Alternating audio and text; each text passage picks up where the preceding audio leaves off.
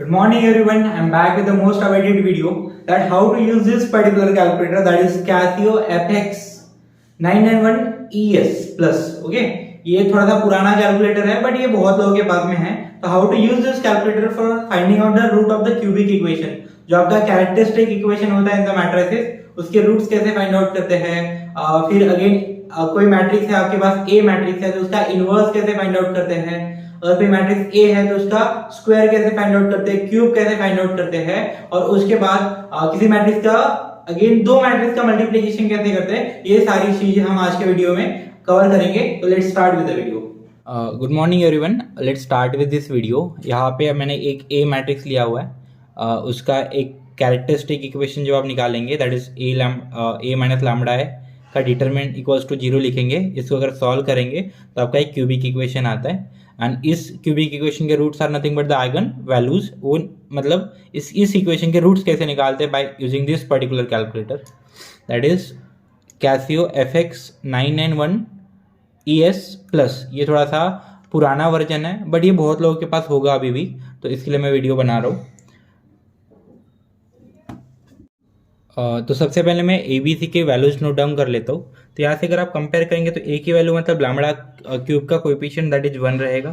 फिर B की value आ जाएगी -12. सिमिलरली C की वैल्यू आ जाएगी 36 मतलब लैम्बडा का कोएफिशिएंट. और लास्ट में D मतलब कांस्टेंट टर्म की वैल्यू आ जाएगी -32. तो ये सारी वैल्यूज हमें लगेगी निकालने के लिए कैलकुलेटर से. तो let's start with this particular one. देखिए सबसे पहले आपको क्या करना है, ये मोड वाला बटन दिख रहा है, इस पर क्लिक करना है. तो आपके पास बहुत सारे ऑप्शंस आ जाएंगे जैसे COP, complex, stat, base, equation आ गया, यूक्लियन, मैट्रिक्स आ गया, वेक्टर आ गया, टेबल आ गया. तो आपको क्या कौन से मोड में आना भी है, इक्वेशन सॉल्व कर रहा है राइट. तो 5 नंबर पे इक्वेशन है तो यहाँ से 5 नंबर की आपको बटन दबानी है. देखिए 5 नंबर की आप बटन जब प्रेस करेंगे तो आपके पास वेरियस टाइप के इक्वेशंस आ गए. तो आप अच्छे से देखेंगे यहाँ पे, तो यहाँ पे ax² bx plus c equals to 0 वाला इक्वेशन मतलब क्वाड्रेटिक इक्वेशन है. ax³ plus bx² plus cx plus d equals to 0 वाला इक्वेशन है. एक इक्वेशन है दैट इज क्यूबिक इक्वेशन. और यहाँ पे हम लोग जो इक्वेशन सॉल्व कर रहे हैं दैट इज अगेन है ना क्यूबिक इक्वेशन. तो यहाँ पे हम क्यूबिक इक्वेशन पे आएंगे और that is corresponding to number 4. तो यहाँ से हमें 4 नंबर दबाना पड़ेगा. तो 4 नंबर पे क्लिक करेंगे तो now they are asking us the value of ABCD के कोएफिशिएंट जो भी मैंने थोड़ी देर पहले लिखे हैं नीचे, वही कोएफिशिएंट हमें पूछ रहा है. तो A की वैल्यू है हमारे पास दैट इज 1. तो सबसे पहले हम क्या करेंगे, 1 टाइप करेंगे, 1 लिखेंगे, फिर आप इक्वल टू का साइन दबा देंगे तो 1 A के प्लेस पे सेव हो जाएगा. फिर अभी वो B की वैल्यू पूछ रहा है राइट. तो B की वैल्यू के लिए अगेन B की वैल्यू हमारे पास -12 है तो माइनस फिर 12 टाइप करेंगे, फिर इक्वल टू का साइन दबा देंगे. -12 स्क्रीन पे आ गया, इक्वल टू का साइन दबा देंगे तो आपका -12 B की जगह पे सेव हो जाएगा. अभी C की वैल्यू पूछ रहे हैं तो C की वैल्यू है 36. तो 36 टाइप करेंगे, स्क्रीन पे आ गया, फिर अगेन इक्वल टू का साइन तो आपका 30 की जगह पे 36 सेव हो जाएगा. Now they are asking for the value of D की वैल्यू है -32. तो -32 मैं टाइप कर लेता हूँ, ये हो गया -3 and 2 आ गया स्क्रीन पे. इक्वल टू दबा देंगे तो -32 भी D की जगह पे क्या हो गया, आ गया. अभी मैं अगेन एक बार इक्वल टू का साइन दबाता हूँ तो अभी रूट्स आ जाएंगे इसके. तो ये देखिए पहले इक्वल टू का साइन दबाया तो आपके पास 1 आया था. एक बार फिर से कर लेता हूँ मैं. देखिए x1 एंड x2 की वैल्यू आ रही है. x1 की वैल्यू कितनी आ रही है, 8 आ रही है. मतलब पहला जो रूट है दैट इज 8 और दूसरा x2 की वैल्यू जो आ रही है that is 2 right, that is 2. But उसके बाद में कोई रूट नहीं आ रहा है. ऐसे क्यों हो रहा है, इस वाले इक्वेशन में रूट्स रिपीट हो रहे हैं इसलिए हो रहा है ना. तो बेसिकली क्यूबिक इक्वेशन है तो कितने रूट आने चाहिए, 3 रूट आने चाहिए. बट हमारे पास 8 और 2 ही रूट आए. तो अभी तीसरा रूट क्यों नहीं आया, तीसरा रूट इसलिए नहीं आया क्योंकि ये दो में से कोई ना कोई एक रूट रिपीट हो रहा होगा, कोई ना कोई एक वैल्यू रिपीट हो रही होगी तो कैलकुलेटर में नहीं आएगी. तो इसमें थोड़ा सा एरर है. बट अगर तीनों रूट डिफरेंट रहेंगे तो आएंगे. तो उसके लिए भी मैंने एग्जाम्पल ले रखा है, वो थोड़ी देर में बात पढ़ेंगे.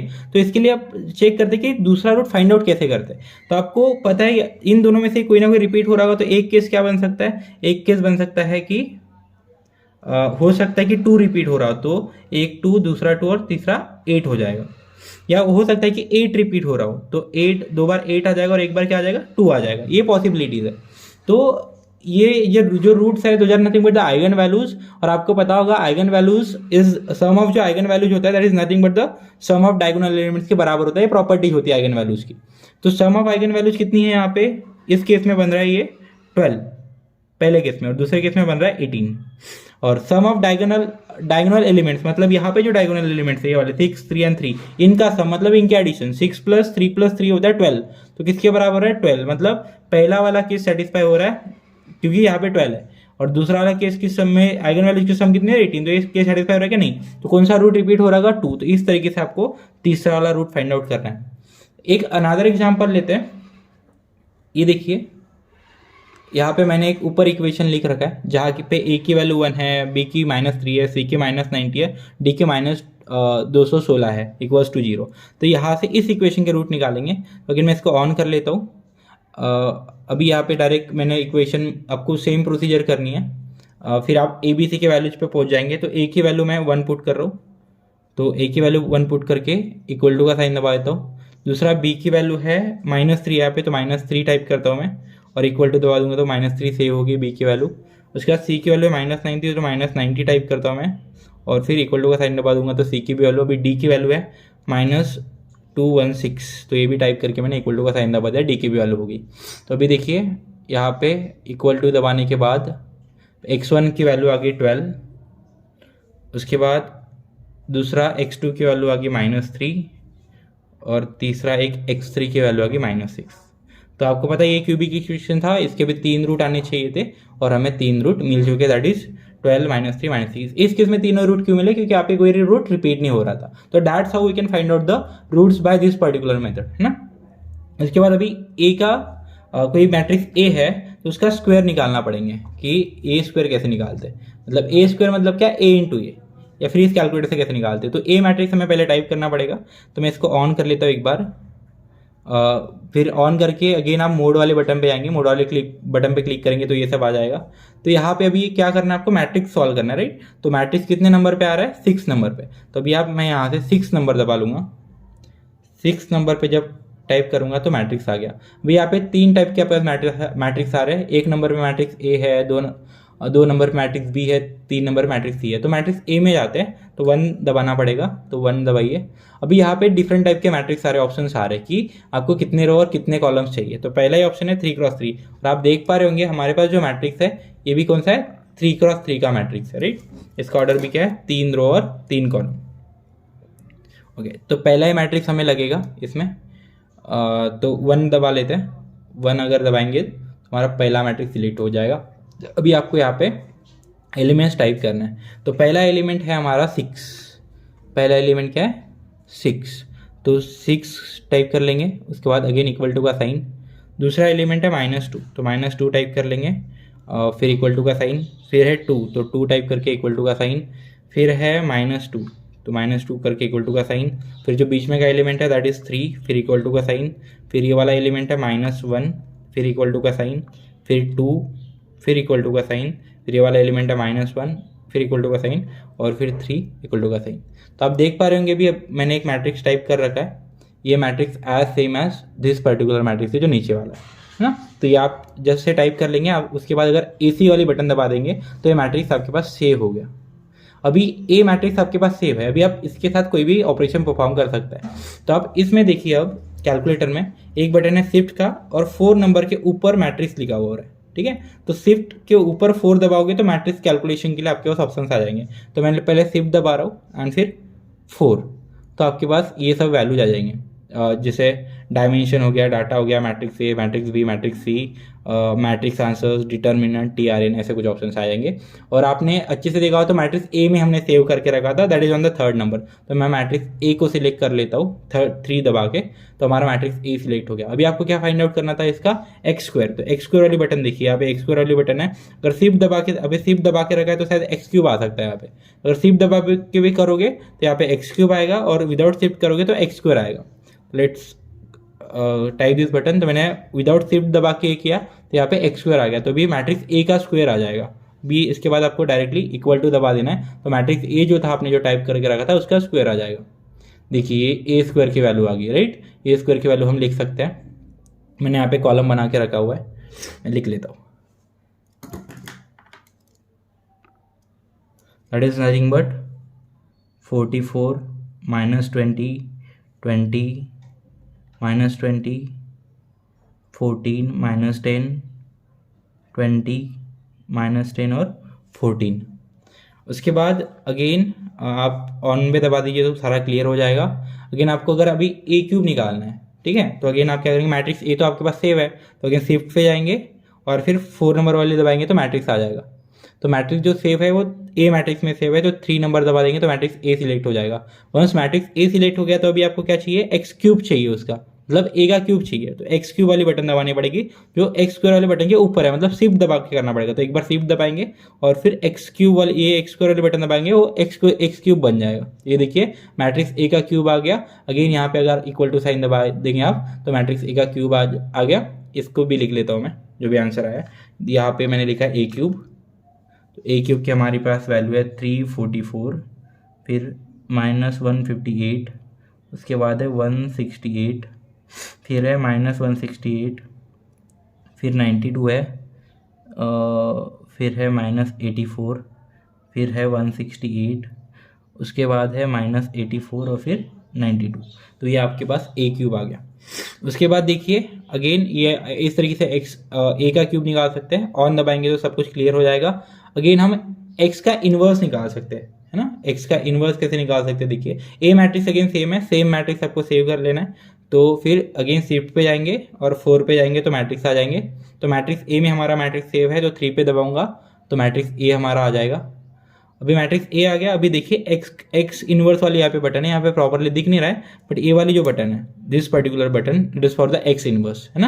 यहाँ पे ये थोड़ा सा कैलकुलेटर पुराना है तो ये ज़्यादा यूज हो गया, तो ये यहाँ पे दिख नहीं रहा है प्रॉपरली, बट यही बटन है। तो इसका आप क्लिक करेंगे तो ये स्क्रीन पे आपका मैट्रिक्स ए का इनवर्स आ गया, और अगेन इक्वल टू दबाएंगे तो आपके पास इनवर्स आ जाएगा। देखिए इक्वल टू दबा रहा हूँ मैं तो आपके पास इनवर्स आ गया, but inverse in the form of अभी डेसिमल आया हुआ है।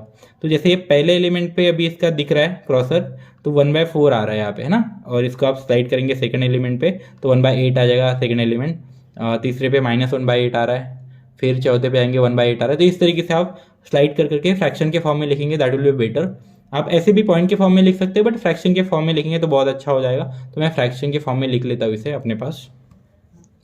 देखिए ए इनवर्स पहला है 1/4, उसके बाद है 1/8, उसके बाद है -1/8, देन इट इज़ 1/8, फिर है 7/16, उसके बाद है 1/16, उसके बाद है -1/8, देन उसके बाद है 1/16 और उसके बाद में लास्ट में 7/16। तो आपका ये ए इनवर्स का आंसर आ गया। That's how we find out the A inverse by this ना।